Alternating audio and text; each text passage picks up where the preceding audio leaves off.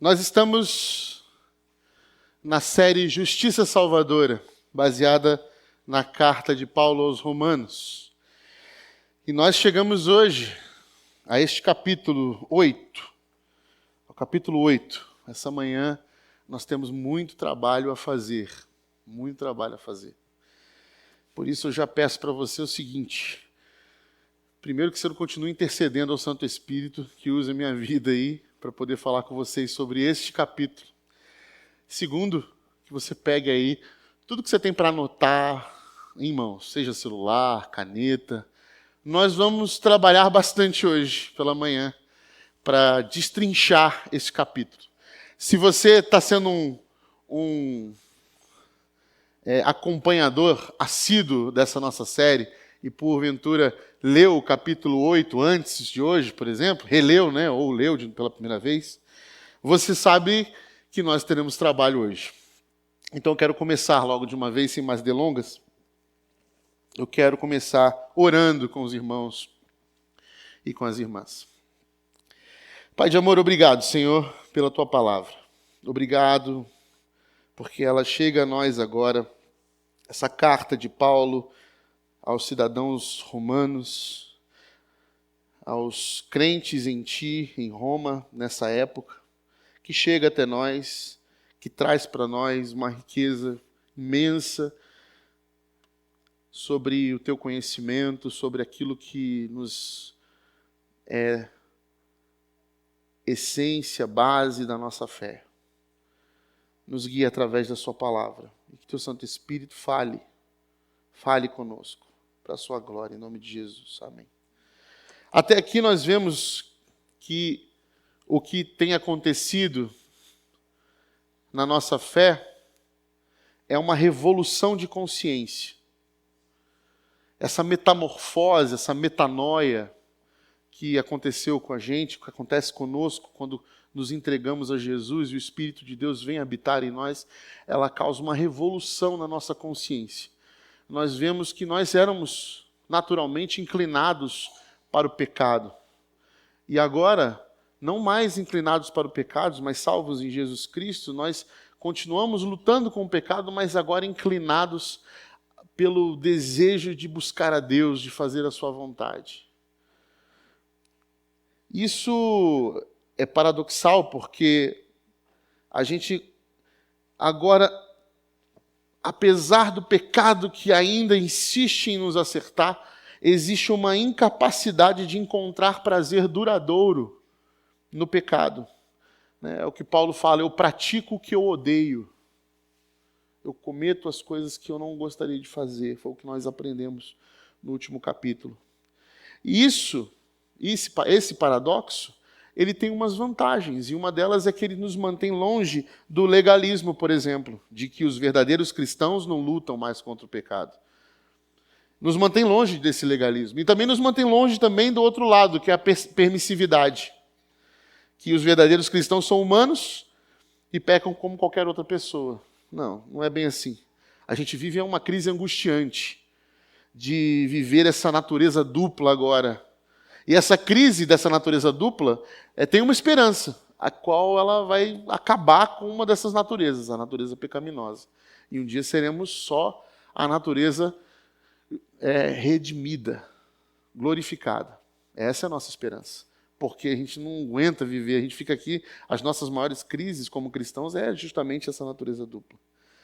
E Paulo adverte nesse capítulo que nós devemos andar segundo o Espírito, para que a gente cada vez mais se distancie dessa natureza pecaminosa e se aproxime mais de Deus. Se aproxime mais dessa natureza que quer mais a Deus. E Ele mesmo nos traz orientações sobre como viver no Espírito. Então a gente vai ver ao longo desse capítulo 8, cada orientação de Paulo a respeito disso. E ele traz pelo menos 7 palavras para identificar a obra do Espírito de Deus em nossas vidas. Então, a primeira delas é adoção. A primeira palavra é adoção. Porque ele começa o capítulo 8 dizendo assim, portanto, agora já não há condenação para os que estão em Cristo Jesus. para os que estão em Cristo Jesus. Recebemos um espírito de adoção. É Ele quem nos comunica essa verdade para nós. É o Espírito de Deus que comunica essa verdade, que nós fomos adotados. Está lá em Romanos, mais na frente, Romanos 8, capítulo 15 e 16, vai falar mais disso. Somos filhos adotivos e é o Espírito de Deus, o Espírito Santo de Deus, que nos comunica isso, que nos atesta isso, que nos testifica isso.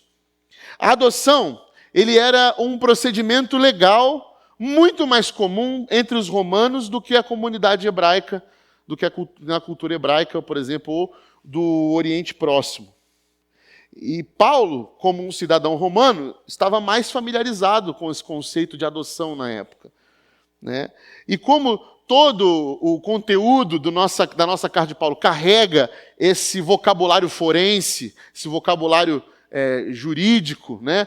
Paulo também vai trazer algo da sua realidade para dizer o que acontece quando nós somos adotados por Deus. Porque o que acontece? Quais são as coisas que Paulo sabia em relação ao filho adotivo no processo de adoção legal daquela época? Primeiro, quando você é adotado, geralmente a adoção acontecia por um pai que teria muita grana, muito dinheiro, era abastado, que vê a necessidade de alguma criança, de algum menino, de alguma menina, e adota aquela criança. Então a primeira coisa que acontece é que todas as dívidas e obrigações legais são saldadas. É a primeira lei da adoção. Todas as dívidas e obrigações legais são saldadas do filho adotivo. Ele não deve mais nada para ninguém. A segunda coisa é que esse filho recebia um novo nome, a critério do pai. E ele se tornaria herdeiro automaticamente de tudo que o pai possuísse. A terceira coisa, o pai se tornava responsável pelos atos desse menino, dessa menina. E a quarta e última coisa, o filho agora assumiria novas obrigações e deveres de honra e satisfação do pai, para o pai. É tão interessante que Paulo pegou essa metáfora e falou, eu vejo aqui agora como a gente se vê diante de Deus, certo? E nós somos filhos adotivos, portanto, de Deus. Porque é exatamente isso que ele faz. Outra coisa interessante na adoção é que, a partir do momento em que nós somos adotados, nós não somos mais identificados por Deus como filhos adotivos. Esses aqui são meus filhos adotivos. Nós somos identificados como filhos de Deus. Porque filho adotivo é filho.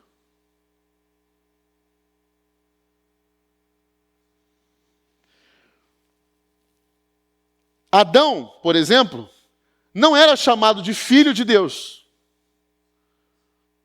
Não era chamado de filho de Deus. Porque ele era criação divina. Ele foi criado por Deus. E não havia esse conceito de adoção que nós estamos vendo aqui. Então Adão ele não era filho de Deus. Quem é chamado de filho de Deus a primeira vez? Jesus Cristo. É identificado como filho de Deus. Filho unigênito. O que quer dizer unigênito? Único filho gerado. Que foi gerado. Porque filho criado, ser coisas criadas, não tem a natureza do seu Criador. Eu e você podemos criar muitas coisas, mas essas coisas não terão a nossa natureza.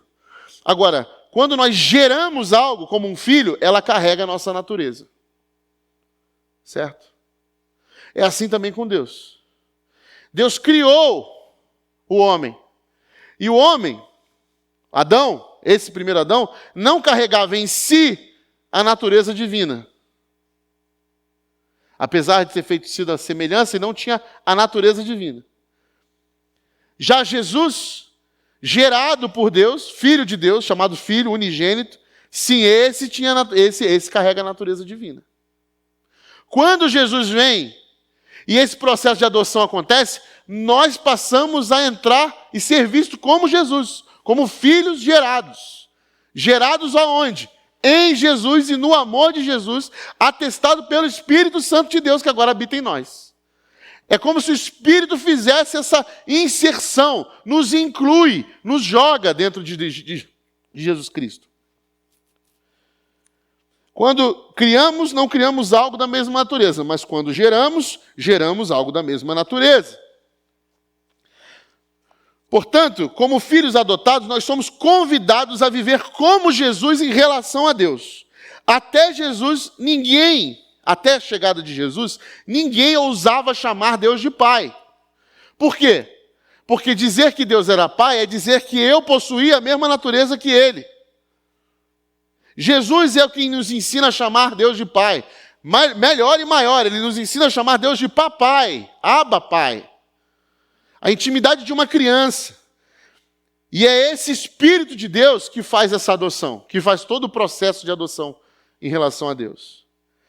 E, como eu falei, essa adoção nos torna filhos gerados por Deus, através do quê? Segunda palavra, inclusão. Nós somos incluídos pelo Espírito Santo em Jesus Cristo. Nós somos incluídos. O Espírito de Deus nos adota, nos levando para dentro de Cristo. Ele nos inclui na pessoa de Cristo. Paulo é o primeiro a usar a expressão, por exemplo, em Cristo. Romanos capítulo 8, versículo 1, né, que nós lemos. Não há condenação para os que estão em Cristo Jesus. Em Cristo Jesus. Não há condenação para esses. Paulo já havia falado nisso no capítulo 6, versículo 4. E agora ele vai falar, a inclusão do Espírito de Deus é essa que é como se Deus nos traga, é como se o Espírito jogasse a gente para o meio de Deus, para o meio de Jesus, ele nos tragasse. E agora somos parte de Cristo, em Cristo. Por isso que Paulo mais na frente vai dizer assim, que por ele, para ele são todas as coisas, e nós estamos... Depois, por isso que Paulo vai usar a expressão Cristo em nós. Olha essa fusão de tudo, a esperança da glória. A terceira palavra é libertação. A terceira palavra da obra do Espírito Santo é libertação. O capítulo 8, versículo 1 começa com um portanto. Portanto. Portanto está se referindo a alguma coisa. Ele podia estar se retomando, por exemplo, as seções da carta, como a do capítulo 3, versículo 21 e 27. O teólogo John Stott vai dizer que é isso. Esse portanto está se referindo lá atrás. Ou os 2 capítulos anteriores, segundo o teólogo Douglas Moo, ele vai dizer que quando Paulo caracterizou o cristão como alguém em quem o pecado ainda é poderoso, mas cujo verdadeiro eu interior é escravo da lei de Deus, capítulo 7, versículo 25, que anseia por ser resgatado do corpo dessa morte para Jesus Cristo nosso Senhor. Seja qual for o ponto, perto ou distante do nosso capítulo 8, a grande verdade é que capítulo 8, versículo 1 é captada por 3 palavras. Não há condenação. Elas nos falam da nossa posição como cristãos, como agora filhos de Deus. A expressão não estar condenado, que é novamente mais uma expressão forense, uma expressão jurídica, nos livra de qualquer dívida ou penalidade. Não há absolutamente nenhuma condenação para nós. Isso não existe mais, pois fomos libertos pelo Espírito. Porque por meio de Cristo Jesus, a lei do Espírito de vida me libertou da lei do pecado e da morte. Romanos 8, versículo 2. A condenação que existia sobre nós, existia porque nós estávamos debaixo de 4 poderes. Primeiro deles, a ira de Deus. A ira de Deus estava sobre nós. Porque pecamos contra Deus, porque decidimos ser igual a Deus, porque desobedecemos a Deus, a ira de Deus caiu sobre nós. Segundo poder, a lei de Deus. Porque a lei de Deus veio para nós para ainda acender a ira de Deus contra nós. Porque nós não somos capazes de cumprir a lei. E a lei nos mostra o quanto pecadores nós somos. O quanto transgressores nós somos. Terceiro poder, o pecado que habita em mim. E que age, que me puxa. A gente vai ler no capítulo 7 que parece uma pessoa que nos engana, nos leva. Esse mal que habita dentro de mim. Que nós falamos até que muitas vezes a gente coloca a culpa, atesta a culpa como o diabo. Isso é o diabo. E na verdade o maior diabo que está é o diabo que está dentro de você. Esse pecado que faz você terceirizar a tua culpa. Mas que na verdade é você mesmo. Essa força, esse poder do pecado sobre nós. E quarto, a morte, esse destino inexorável que é para todos. Porque o salário do pecado é a morte. Todos estamos fadados a chegar nesse inimigo último. Então esses 4 poderes, nós estávamos debaixo desses 4 poderes. E nós fomos libertos da ira. Por causa da obra de Jesus Cristo, nós fomos libertos da ira de Deus. Não estamos mais debaixo da ira, mas debaixo do amor de Deus. Romanos capítulo 5 nós vimos isso. Da lei, nós fomos libertos da lei porque somos salvos da tirania da lei, da autoridade da lei, porque nós somos justificados pela fé. Isso não vem de vós, é dom de Deus. E graças a Deus. Aleluia. Obrigado, Senhor. Isso tira um fardo, um peso. E toda vez que eu leio esse texto, toda vez que eu me lembro, eu só tenho que agradecer a Deus, dobrar meus joelhos e dizer obrigado, Senhor. Se você não entendeu isso, leia e releia mais uma vez. Deus está fazendo a sua maior entrega de amor por mim e por você aqui. Porque não é sobre a lei, o que eu e você podemos fazer, mas é sobre o que Ele fez por nós. E todos os méritos de Jesus Cristo de Nazaré estão nos livrando desse poder da lei sobre nós. Do pecado, nós somos libertos, nós somos salvos do poder do pecado. Porque essa força que te afasta de Deus está agora banida no nome de Jesus e pelo sangue de Jesus. Porque Jesus levou sobre si nossas dores, nossas imperfeições, todos os nossos pecados. Romanos capítulo 6 nós vimos isso. E da morte, por fim, nós somos libertos, porque somos salvos da morte, porque o poder da vida opera em nós. Já não mais o poder da morte, porque Jesus é a vida que venceu a morte. Aleluia! Não é possível que isso não te faça agradecer aos céus, todos os dias de manhã. Nós somos libertos do poder do aguilhão da morte. Onde está a morte? A sua vitória. Jesus baniu a morte quando ressuscitou. Ele nos livrou. Jesus nos salva da morte. Romanos capítulo 7. O Espírito Santo é um espírito de libertação. Ele nos libertou, quebrou as correntes. A obra do Espírito Santo na nossa vida começa a partir dessa liberdade.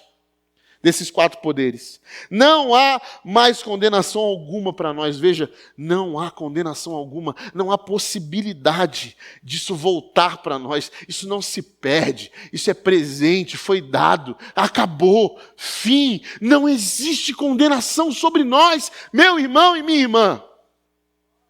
Glória a Deus. Glória a Deus, é preciso sentir isso até a última célula do nosso corpo, como o pastor Cirilo pregou aqui, Romanos 6, sobre a sentirmos isso no corpo. Porque é no corpo que nós somos libertos, é do corpo que nós sentimos isso. E isso tem que fazer o nosso coração se encher de alegria e esperança. Ela se foi, a condenação. Nunca mais pode haver condenação para nós. Não há nada além de aceitação e boas-vindas para nós. Quarta palavra, habitação. O Espírito Santo de Deus habita em nós. Romanos capítulo 8, versículo 9. E não é um local geográfico. Não é como se o Espírito Santo baixasse em mim. Não é esse local geográfico, perimetral. Não é isso. Vocês não estão sob o domínio da carne, mas do Espírito. Se de fato o Espírito de Deus habita em vocês, nós fomos envolvidos pelo Espírito Santo. Envolvidos. E voltamos a essa esfera de influência do Espírito de Deus. Adão rompeu com Deus e se afastou dessa esfera. Adão quis viver por si só. Adão disse que era suficiente em si mesmo. Adão fez essa escolha, escolheu viver para ele mesmo. Isso quer dizer estar preso na carne. Adão escolheu viver segundo a carne. Mas nós, através da obra do Espírito Santo, fomos habitados pelo Espírito, fomos mergulhados nessa atmosfera do Espírito e escolhemos viver pela lei do Espírito e pela obra do Espírito. Adão se desconectou de toda a fonte da vida. Nós agora, pelo Espírito Santo de Deus que habita em nós, estamos reconectados à fonte da vida. Nós cortamos lá atrás, mas agora em Cristo Jesus nós somos reconectados à fonte de toda a vida e vivemos agora sob a influência e a atmosfera do Espírito Santo de Deus. Quinta palavra, inclinação. Romanos capítulo 8, versículos 5 a 9. Quem vive segundo a carne tem a mente voltada para o que a carne deseja, mas quem de acordo com o Espírito tem a mente voltada para o que o Espírito deseja. A mentalidade da carne é morte, mas a mentalidade do Espírito é vida e paz. A mentalidade da carne é inimiga de Deus, porque não se submete à lei de Deus, nem pode fazê-lo. Quem é dominado pela carne não pode agradar a Deus. Entretanto, vocês não estão sob o domínio da carne, mas do Espírito. Romanos capítulo 7, versículo 25 vai dizer que em Cristo Jesus nós temos uma outra disposição, uma outra inclinação. Ou seja, agora a nossa natureza se inclina desejando fazer a vontade de Deus, querendo a vontade de Deus, querendo as palavras de vida eterna que só Ele traz, desejando estar na presença, encontrando prazer absoluto na comunidade de fé que manifesta a presença do Espírito Santo de Deus. Agora existe uma força que nos prende, nos atrai, é um amor atrativo, é como se uma força gravitacional maior agora nos puxasse para perto dele, porque nós não queremos mais viver sob o domínio da carne, mas agora sendo conectados pelo Espírito Santo de Deus e vivendo dominados e cheios do Espírito Santo. Em Romanos capítulo 3, Paulo citou Salmos. Não há um justo, ninguém que busque a Deus. Ele estava se referindo a justamente esse ambiente que está preso à carne. Com a carne, presos à carne, à nossa própria vontade, ao que a gente faz, não há possibilidade de buscar a Deus. Porque nós estamos satisfeitos em nós mesmos, nós estamos ensimesmados. Inclusive, essa é a lógica de Satanás. Satanás é um ser ensimesmado, é um eu absoluto, é um eu gigantesco que só ouve a sua própria voz, que só ouve o seu próprio orgulho, a sua opinião, o que ele pensa. Esse é um ser satânico. Agora, um ser que foi liberto pelo Espírito, está sensível, está aberto, está ouvindo, reconhece Deus. E agora a humanidade em Cristo busca a Deus. Está livre dessas amarras que prendiam você ao seu próprio ser pecaminoso, orgulho. Agora eu quero Deus, eu preciso de Deus e que diminua eu para que o Senhor cresça em mim. Essa nova inclinação é a obra do Espírito Santo de Deus em nossas vidas. Mas Ele não só inclina, nos ajuda a ter essa inclinação para buscar a Deus. O Espírito Santo não só faz isso, mas também nos capacita para buscar a Deus. O Espírito Santo forma em nós o caráter de Deus e as dimensões da natureza de Deus que o apóstolo Paulo escreveu aos Gálatas. E vai chamar isso de fruto do Espírito. É o Espírito Santo de Deus quem produz em nós amor, alegria, paz, mansidão, bondade, benignidade, paciência, longanimidade, domínio próprio, fidelidade. É o Espírito de Deus que produz isso em nós. Ele nos capacita. Lá em Romanos 8, capítulo 26, você vai ver que Ele intercede por nós, nos capacitando a buscar a Deus. Romanos capítulo 8, versículo 13 e 14. Pois se vocês viverem de acordo com a carne, morrerão. Mas se pelo Espírito fizerem morrer os atos do corpo, viverão, porque todos os que são guiados pelo Espírito de Deus são filhos de Deus. Ou seja, se vocês viverem de acordo com a carne, não tem escapatória, vocês vão morrer, vocês não têm vida, vocês têm uma sobrevida que acaba em morte.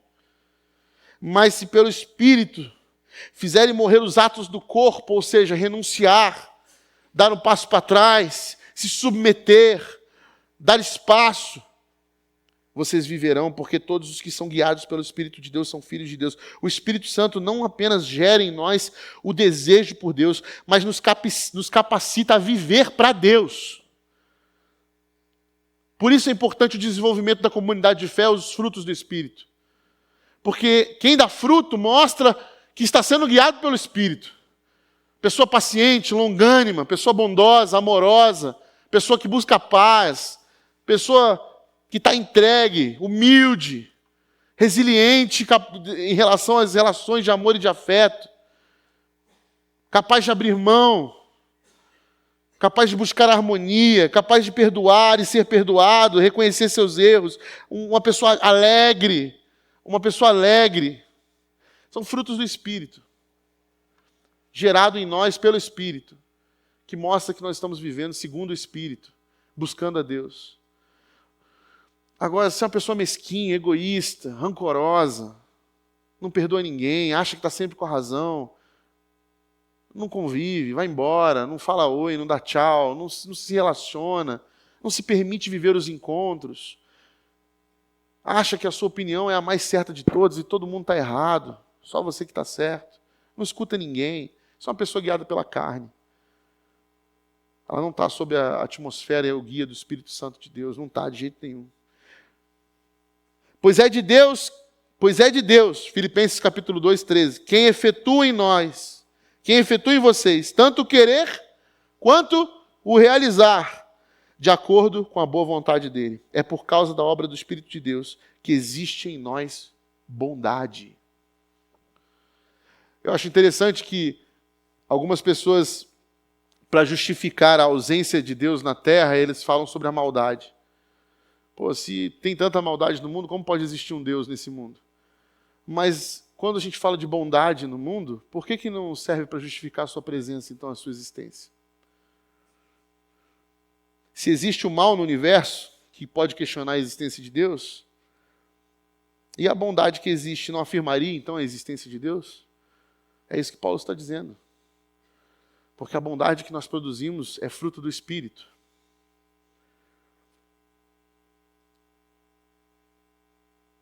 Aí você vai perguntar assim, mas espera aí. Mas tem gente boa aí que ainda não conheceu a Deus. Tem.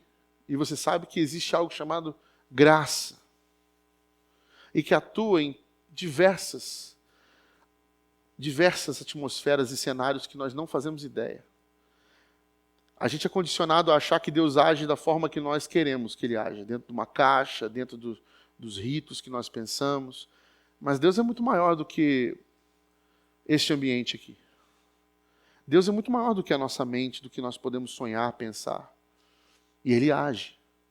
E Ele afirma que pedras clamarão, que pedras farão, que coisas serão feitas que a gente nem imagina e que estão sendo feitas, às vezes, por pessoas que a gente nem suspeita que estão sendo feitas. Porque existe graça. Porque apesar da maldade estar regendo o mundo, existe um Deus que intervém na história e esse Deus é bom. Esse Deus é maravilhoso e é soberano. Toda vez que Ele intervém, Ele prevalece. Sétima palavra, ressurreição.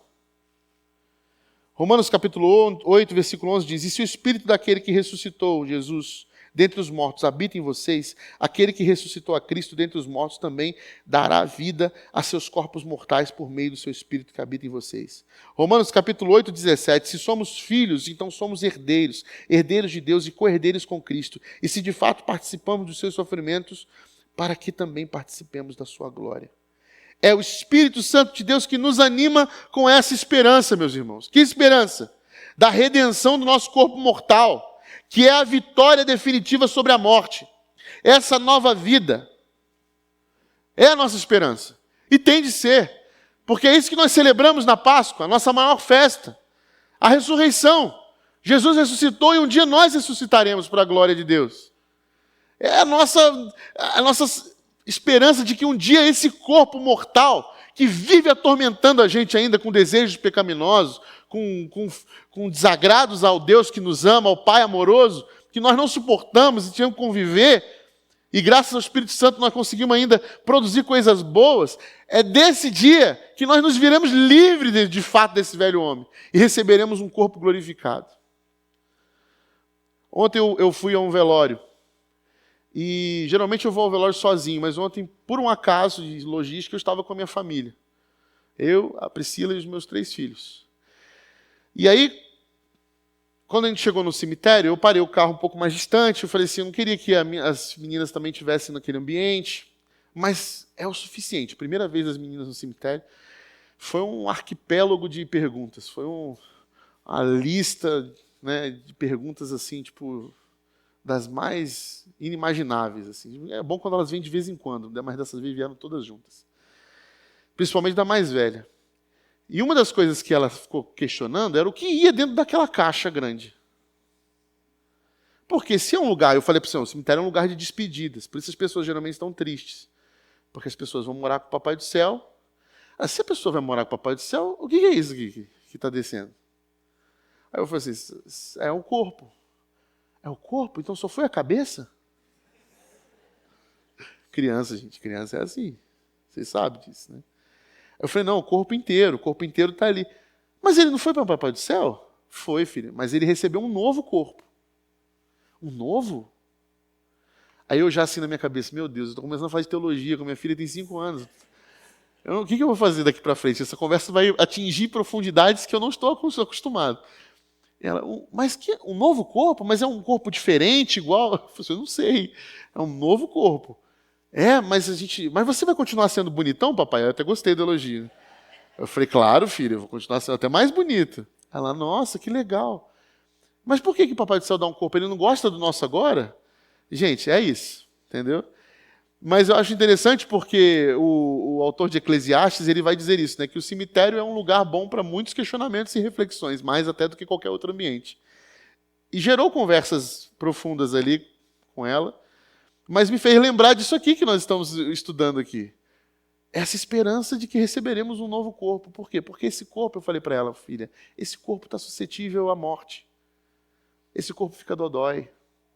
Ela está com machucado no brinco, né? Esse corpo dá machucado. Dói, não dói? Ela dói. Então, o corpo novo não sente dor. Ela, sério, papai? Sério? O corpo novo não chora mais. Porque todas as nossas lágrimas serão enxugadas. O corpo novo não tem mais tragédia para poder aterrorizar a nossa mente e o nosso coração, porque seremos abraçados de vez pelo Pai. Esse novo corpo será ressuscitado e nós podemos habitar em plenitude com o Criador dos céus e da terra, o nosso Pai amoroso que nos salvou.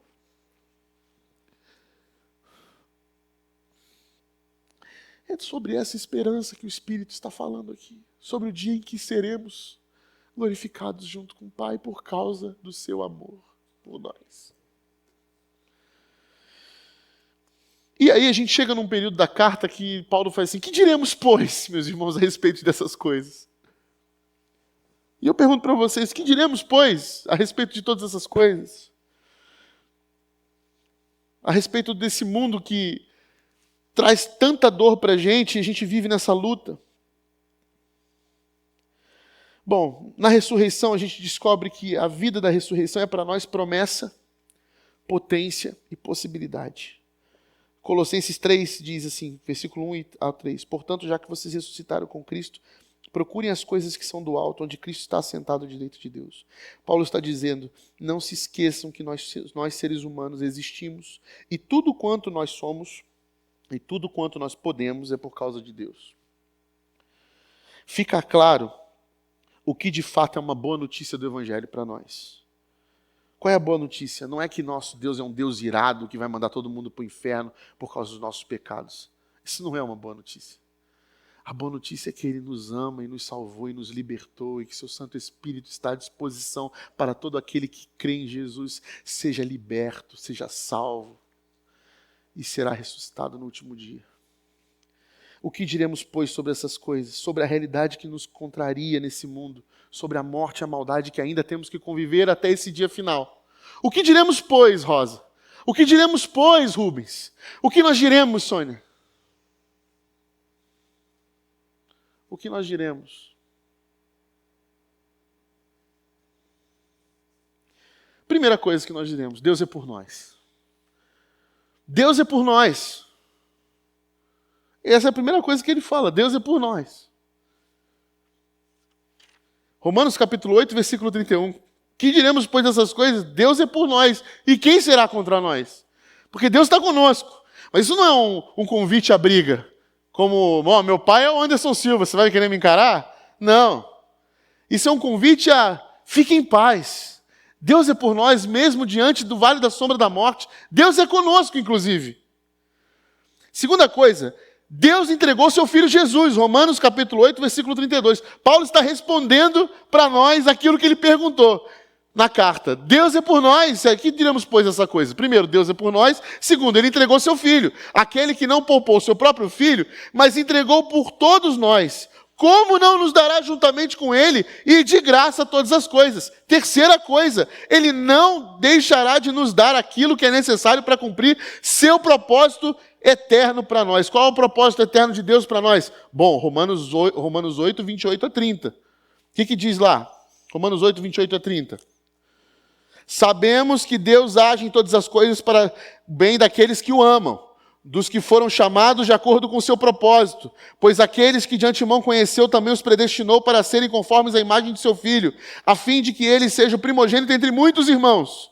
E aos que predestinou também chamou, e aos que chamou também justificou, e aos que justificou também glorificou.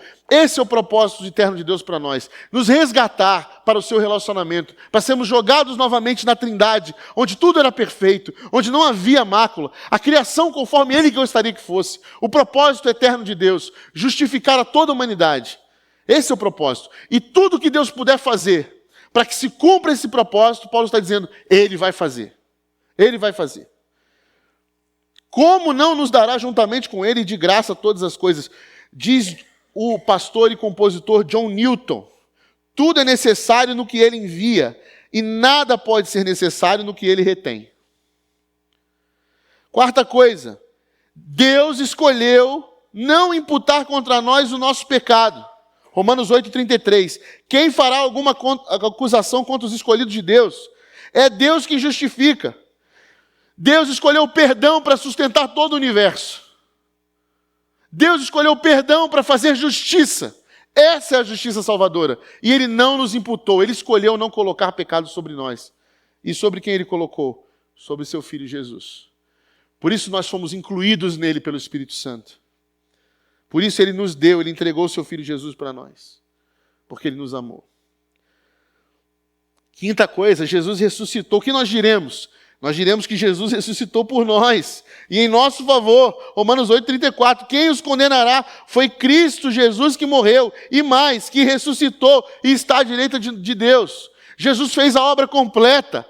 O que Ele fez não é incompleto, não é imperfeito, não é inválido, não é insuficiente, é completo. Não precisa ser acrescentado nada, não precisa do seu dedo, da sua performance, da sua ação bondosa. Não depende de nós.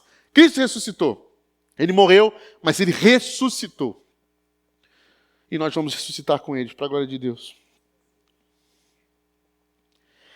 Sexta coisa que diremos, Jesus intercede por nós, Romanos 8,34. Quem os condenará? Foi Cristo Jesus que morreu, e mais, que ressuscitou e está à direita de Deus, e também intercede por nós. Ele não intercede por nós, protegendo a gente de um pai malvado que quer dar uma chinelada na gente. Ele intercede por nós quando nós buscamos conhecer mais a Deus, quando nós buscamos saber quem é Deus. Ele nos ensina a chamar Deus de Pai. Então Ele intercede por nós quando fomos justificados, quando fomos colocados. É como se Deus falou assim, mas esse povo aí que merecia uma chicotada. Aí Jesus fala assim, pois é, mas o Senhor já me deu uma chicotada, Pai. Né? Então está tudo certo. É isso. Nós temos quem intercede por nós. Nós não precisamos falar mais nada. O que a gente precisa fazer aqui é o que Jesus, que intercede por nós, mandou a gente fazer. O quê? Ama o teu próximo, ama a Deus e ama o teu próximo, ama o teu inimigo, mas ama com vontade, ama nesse amor que eu te amei, ama, acolhe, diz para eles que eles não são mais bastardos, que eles não são abandonados, que eles não são órfãos, que eles não são mais jogados às margens, eles são filhos amados, eu fiz isso por vocês, eu fiz isso por você e todos eles, diga isso para eles, eles precisam saber que são filhos amados de Deus. Sétima coisa, nada pode nos separar do amor de Jesus. Romanos 8,35, quem nos separará do amor de Cristo? Será tribulação, angústia, perseguição, ou fome, ou nudez, ou perigo, ou espada? Nada nos separará do amor de Cristo. Nada. Nada é maior que esse amor. Nada coloca vírgula no sacrifício de Jesus. É amor do mais puro, do mais poderoso, do mais forte. Não existe culpa maior que isso. Se teu coração está cheio de culpa por alguma coisa, entregue aos pés da cruz, já foi, feito. Se teu coração está cheio de dúvidas sobre o que eu faço é muito ruim, eu sou um ser humano péssimo, abandone em nome de Jesus nessa manhã. Abandone, porque Jesus já levou sobre si todas as dores. Tudo foi pago, tudo foi feito. E nada pode nos separar do amor de Cristo. Nada pode nos separar do amor de Cristo. Não existe nada mais forte e poderoso do que essa palavra. Não existe nada que nos liberte mais poderoso e profundamente do que isso. Não há mal na terra capaz de destruir esse amor. Não há mal nenhum que foi afligido a você. Tragédia nenhuma que foi imputada na sua vida. Nada que afligiu a tua alma mais profundamente é maior do que o amor de Cristo por nós. Nada é maior do que isso, nada, nada, nada. De uma vez por todas, caia de joelhos no chão e diga para Jesus: eu quero esse amor e abandonar essa maldade que me escraviza, que me joga para baixo e provar da liberdade do seu amor. Porque nada, tribulação, angústia, perseguição, fome no Deus, perigo, espada, nada.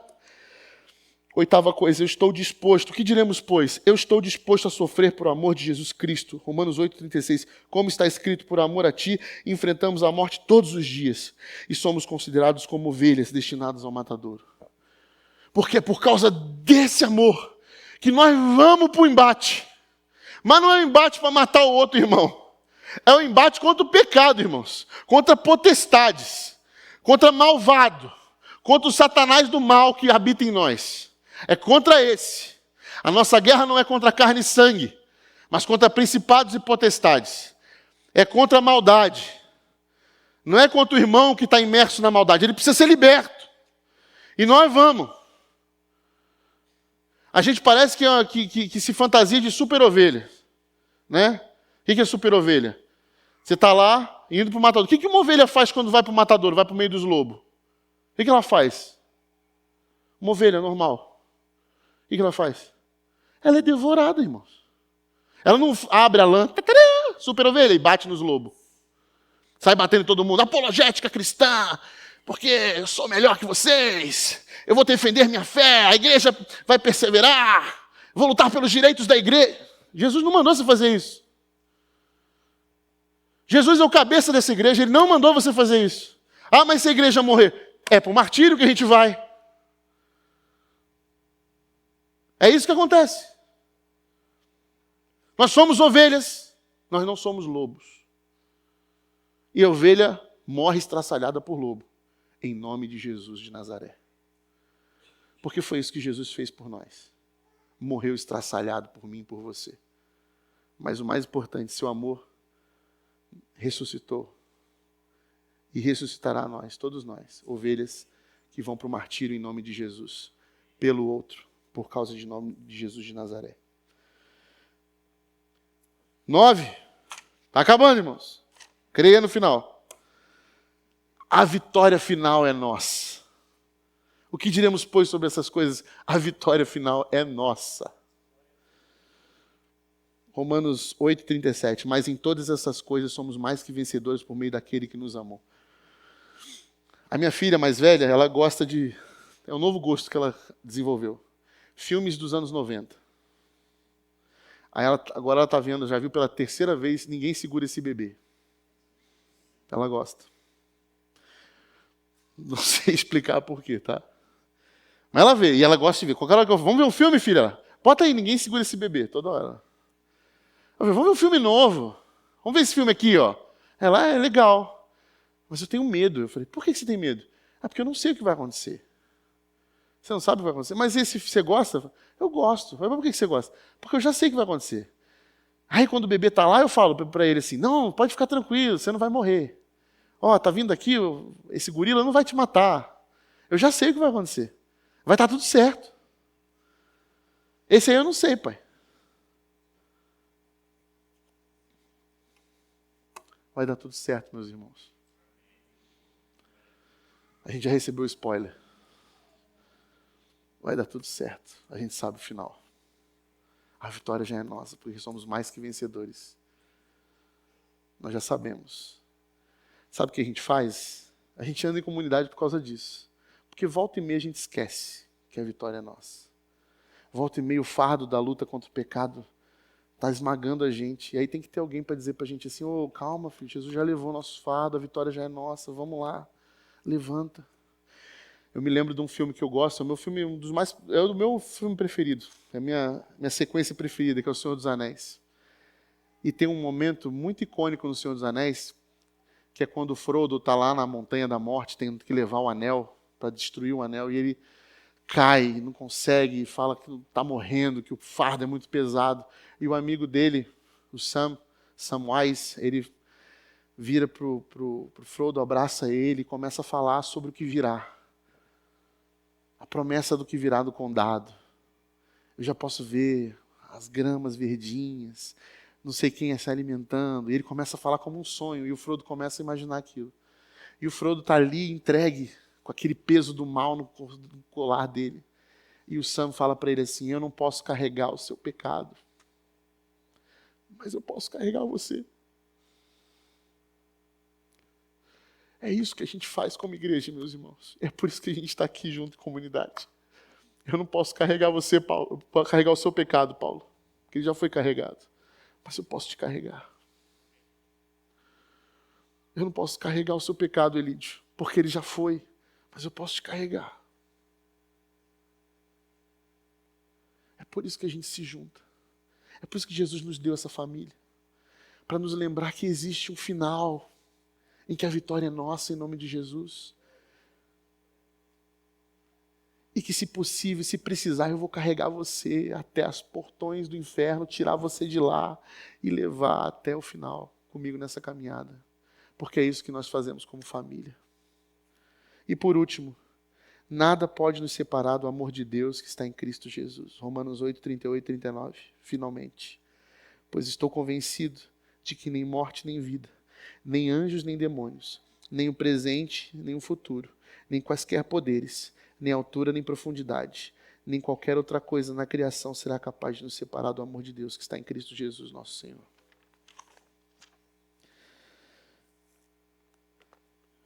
Esse Pai amoroso que nos deu seu Filho está garantido para nós que nada, nem ninguém, nenhuma história, nenhum contexto pode nos separar do amor dele.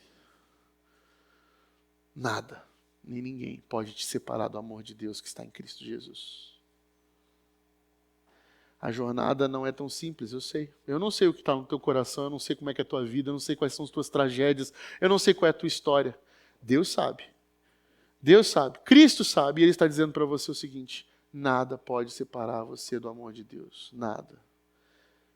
Nem altura, nem profundidade, nem anjos, nem demônios, seja lá o que existe, nada é maior do que o amor de Deus perto de você e de mim, que nos leva juntos até o final. Nada. Sabe uma coisa? Esse segundo bloco da carta de Paulo que nós encerramos agora, no capítulo 8, tem o primeiro bloco, que é até o capítulo 4, e tem o segundo bloco. O Fábio falou sobre isso, né? O primeiro bloco ele é difícil, né? Deus vai dando umas marretadas na gente. E o segundo bloco, que termina agora com essa fala, essa incrível frase, essa escrita de Paulo, ele termina todos os seus capítulos, os 5, o 6, o 7 e o 8, com uma frase. Depois, se você reparar bem, volte aí e repare. Nosso Senhor Jesus Cristo.